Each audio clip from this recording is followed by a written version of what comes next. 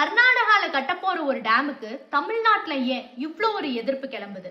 மேகதாது அணை அப்படின்னா என்ன? அந்த அணை கட்டுறதுனால தமிழர்களுக்கு என்னென்ன பிரச்சனைகள் எல்லாம் வரும் அப்படிங்கறத நம்ம கண்டிப்பா தெரிஞ்சுக்கணுங்க. அதாவது இது எல்லாத்துக்கும் மையப்புள்ளி காவேரி நதிநீர். இந்த காவேரி நதிநீர் பிரச்சனை அப்படிங்கிறது இன்னைக்கு நேத்து கிடையாதுங்க. மன்னராட்சி காலத்துல இருந்தே இருக்கு. அது பிரிட்டிஷ் ஆட்சி காலத்திலும் தொடர்ந்துச்சுங்க. 90s ஸ்டார்டிங்ல கர்நாடகா என்ன சொல்றாங்கன்னா, காவேரிக்கு குறுக்கே கிருஷ்ணராஜசேகர் அப்படிங்கிற ஒரு அணையை கட்டணும் அப்படிங்கிற ஒரு விஷயத்தை முன்வைக்கிறாங்க. மறுபடியும் அது தமிழர்களால எதிர்க்கப்படுது. சோ அப்ப ஒரு சில ஆண்டுகள் போய் 1924ல ஒரு ஒப்பந்தம் ஒண்ணு போடப்படுதுங்க.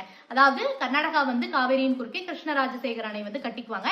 அதே மாதிரி அந்த நீரை தேக்கி வைக்கிறதுக்கு நம்ம இங்க மேட்டூர் அணை கட்டிக்கலாம் அப்படின்னு சொல்லிட்டு ஒரு ஒப்பந்தம் 50 ஆண்டுகள் காலக்கெடு வச்சு போடப்படுதுங்க. 1974ல தான் இந்த 50 ஆண்டு ஒப்பந்தம் அப்படிங்கிறதே முடிவுக்கு வருதுங்க. அதற்கு முன்னாடியே கபினி, ஹாரங்கி, ஹேமாவதிங்கிற சின்ன சின்ன டேம் எல்லாம் கர்நாடகா காவேரியின் குறுக்கே கட்ட ஆரம்பிச்சிடுறாங்க.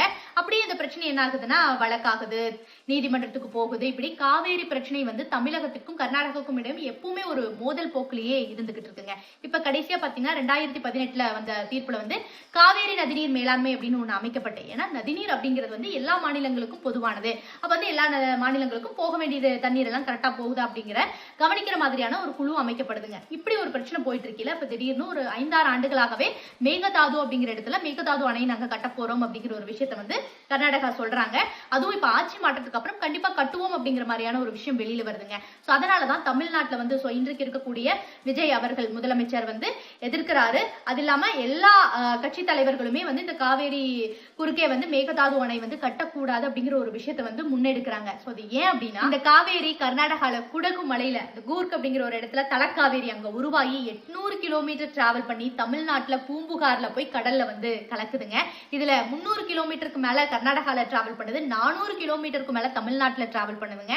தமிழ்நாட்டுடைய முக்கியமான ஒரு நீர்ப்பாசனமாக காவேரி நதி நீர் தான் இருக்குது. அதாவது டெல்டா விவசாயிகள், டெல்டா மாவட்டங்கள் அப்படின்னு சொல்லுவாங்க. சோ அந்த பகுதியில முழுக்க முழுக்க காவேரி நதிநீர் அப்படிங்கிறது ரொம்ப முக்கியமான ஒரு சோர்ஸாக இருக்குது. குடிநீராகவும் காவேரி நதிநீர் இருக்கு. இப்ப அவங்க மேகதாது அப்படிங்கிற அணை காவேரியின் குறுக்கே கட்டும் பொழுது இப்பவே நீர்வரத்து அப்படிங்கிறது கம்மியா இருக்கு, இங்க வாட்டர் சோர்ஸ் அப்படிங்கிறது கம்மியா இருக்கு. அப்ப கட்டிட்டாங்க அப்படின்னா நமக்கு வரக்கூடிய தண்ணி ரொம்ப ரொம்ப கம்மியாயிரும். இங்க விவசாயமும் சரி, குடிக்கிறதுக்கும் சரி தண்ணி பற்றாக்குறை வந்துரும். அப்படிங்கிறதுனாலதான் மொத்த தமிழகமே இந்த மேகதாது அணை வரக்கூடாது அப்படின்னு சொல்லிட்டு ஒரு எதிர்ப்பு சொல்றாங்க. ஆனா அங்க என்ன சொல்றாங்கன்னா, கர்நாடகால எங்களுக்கு பெங்களூர்ல தண்ணி இல்ல, நாங்க மின்சாரம் தயாரிக்கணும், அதனால நாங்க அந்த டேம் கட்டுறோம் அப்படின்னு சொல்றாங்க. பட் இப்ப இங்க என்ன நடக்குதுன்னா, மழை அப்படிங்கிறது ரொம்ப குறைஞ்சிட்டே வருதுங்க. நமக்கு அந்த ஒரு பருவநிலை மாற்றத்திற்கு நம்ம இயற்கைக்கு மாறாக நிறைய விஷயங்கள் செய்யறோம். பட் இந்த பிரச்சனைகள் இன்னும் தொடர்ந்துட்டே வரும். வரும் காலத்துல இந்த தண்ணீர் பற்றாக்குறை அப்படிங்கிறது அதிகமாயிட்டே வரும். அதனால மரம் வளர்ப்போங்க. சோ நமக்கு தேவையான தண்ணீரை முடிந்த வரைக்கும் மழை மூலமாக வர்றதுக்கு நம்ம என்ன இயற்கைக்கு பண்ண முடியுமோ சோ அதை பண்ணுவோம்.